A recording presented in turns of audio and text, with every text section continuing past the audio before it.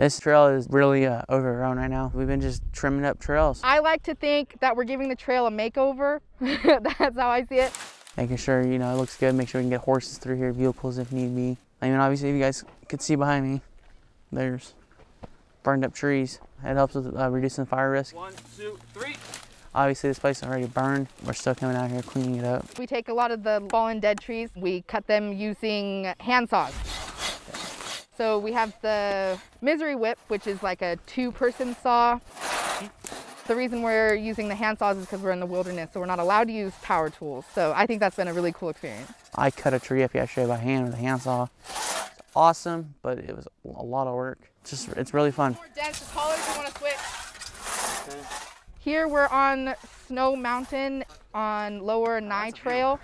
We're close to Lake Pillsbury. This is day 7. I enjoy spikes. It gives me an excuse to go camping while I'm having to work. Like, who would honestly complain? I think my favorite part of this spike was when we had the longest haul. We were like running on time. We were like, we gotta finish this. It was the time crunch. I think I really liked it because we encourage each other. We're just like there for each other the whole time. Nice job. Oh yeah, it makes you feel good that you can widen these trails up, especially when you get to walk back up here and you realize, wow, this was really enclosed and now it's open. So it's really nice. A lot of the trails like that we had started on, there was brush so close you didn't even know it was a trail. I think it's cool that we get to take something that normally people would be like, oh, we're not gonna walk through that, but now it's open.